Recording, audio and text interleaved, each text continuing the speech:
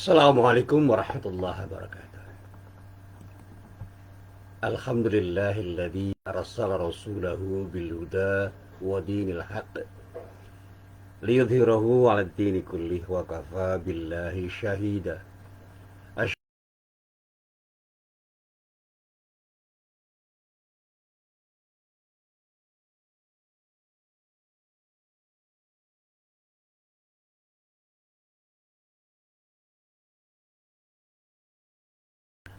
Para jamaah yang dirahmati Allah, alhamdulillah pagi ini kita bisa bertemu lagi, dan sekali lagi kita berharap mudah-mudahan setiap pertemuan kita, termasuk pertemuan kita pada pagi hari ini, benar-benar menjadi pertemuan yang mendapatkan ridho dari Allah Subhanahu wa Ta'ala. Amin.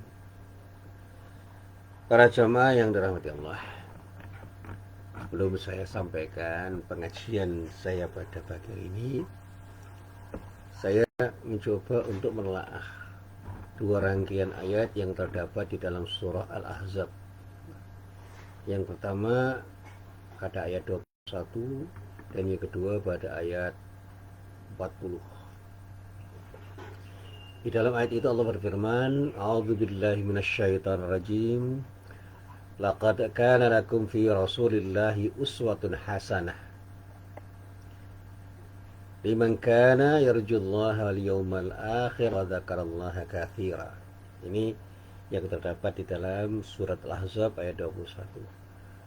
Sesungguhnya telah ada pada diri Rasulullah itu suri teladan yang baik bagimu, yaitu bagi orang yang mengharap rahmat Allah dan kedatangan hari kiamat, dan dia banyak menyebut Allah. Ayat yang kedua adalah ayat yang terdapat dalam surah Al-Ahzab, tepatnya ayat 40. Di dalam ayat itu Allah berfirman, "Maka Muhammadun aba."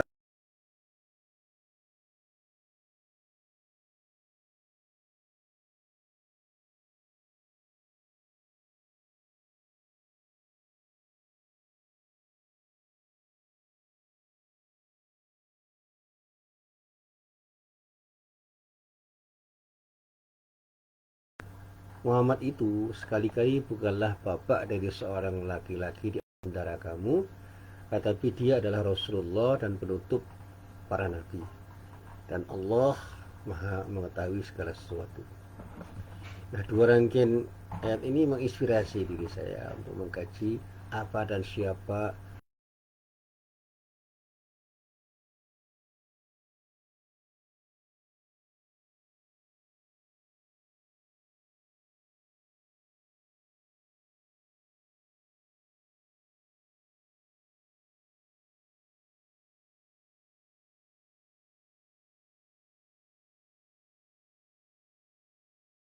Rasulullah Nabi Muhammad SAW itu, melihat ada sesuatu yang luar biasa dalam kepemimpinan beliau. Selain beliau sebagai nabi, dia juga sering disandarkan menjadi julukan pemimpin politik atau kepala negara yang hebat dan berhasil.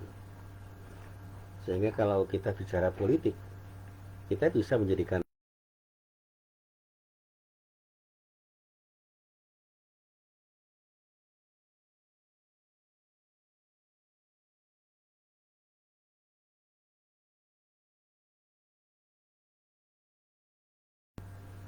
sahabat itu menjadi orang-orang yang menjadi mitra beliau untuk diajak musyawarah, untuk menentukan keputusan-keputusan politik penting dan strategis ketika beliau memiliki persoalan politik yang memang harus dimusyawarahkan dengan para sahabat beliau. Dari persoalan yang ringan sampai persoalan yang berat dalam masalah-masalah politik, mereka selalu diajak oleh Rasulullah untuk bermusyawarah. Sehingga kita bisa melihat bagaimana Rasulullah itu memungsikan para sahabatnya sebagai mitra di dalam berpolitik. Nah, sekali lagi saya selalu mengatakan bahwa negara itu adalah bagian dari urusan dunia yang dalam batas tertentu orang lain lebih tahu dari Rasulullah. Sehingga dengan hati beliau pernah mengatakan, meskipun ini tidak langsung dalam urusan politik, dia mengatakan, "Antum a'lamu bi amri dunyakum." Kamu lebih tahu tentang urusan duniamu. Nah, pernyataan ini memang dikatakan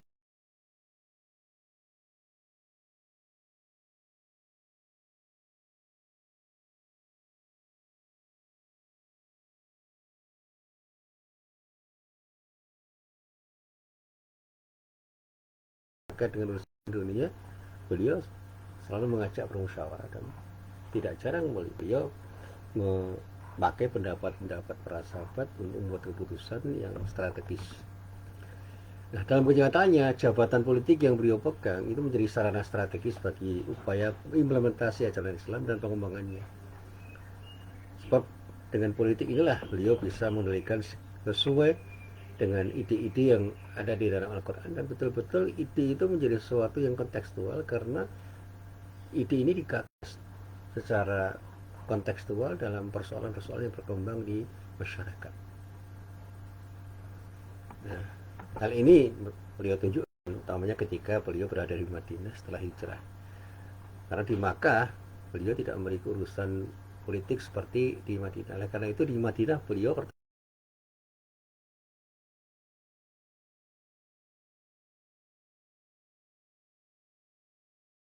titik balik kesuksesan untuk menyebarkan Islam yang lebih hebat daripada ketika beliau berada di Makkah.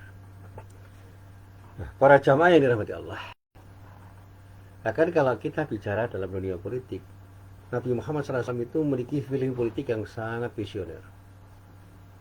Ketika merasa Islam itu sudah kuat, umat Islam sudah memiliki kekuatan yang luar biasa, beliau dengan para pengikutnya ramai-ramai datang ke Makkah yang sudah hampir 10 tahun beliau tinggalkan. Melihat Nabi Muhammad SAW Rasulullah datang dengan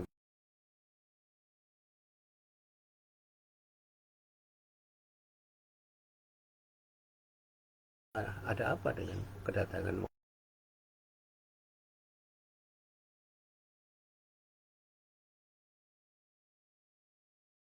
Muhammad dan pengikutnya itu bukan untuk menyerang, tapi seperti bertamu.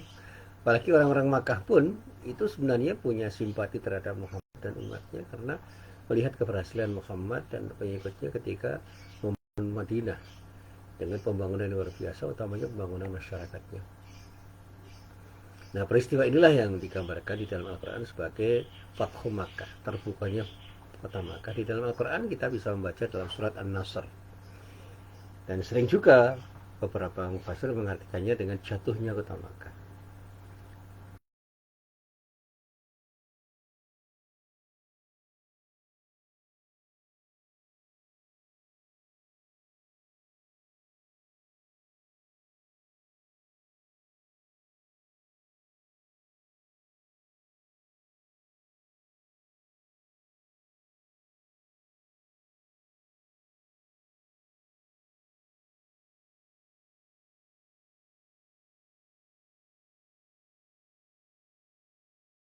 Dengan moralitas yang luar biasa satu pihak, dan seorang negarawan dengan strategi politik yang sangat piawai.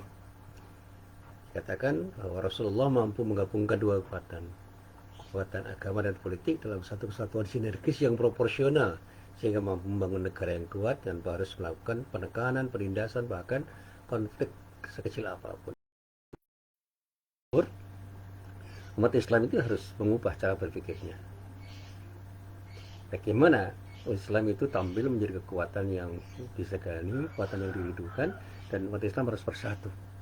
Dan jangan pernah mengatakan kelompok saya yang terbaik. Ada kelompok lain yang kalau memang memiliki pemimpin yang terbaik, ya ayo kita dukung. Yang kedua, telah terjadi semacam image bahwa tokoh-tokoh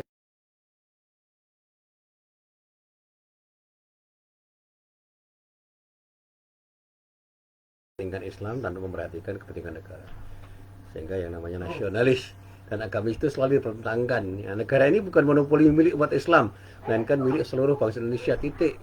Sehingga tidak boleh umat Islam itu memimpin. Dan yang ketiga yang harus diakui bahwa umat Islam adalah bagian dari komponen bangsa ini yang secara pendidikan memang masih banyak tertinggal, dan secara ekonomi juga banyak tertinggal, cara politik ini masih terpinggirkan, sehingga ketika mereka itu memimpin, mereka masih dilakukan karena mereka dianggap masih belum cukup untuk menjadi pemimpin bangsa ini. Data-data yang muncul dari kalangan umat Islam itu masih dianggap sebagai orang yang belum mampu. Nah, disinilah mestinya umat Islam itu sadar bahwa harus ada kaderisasi yang berkelanjutan,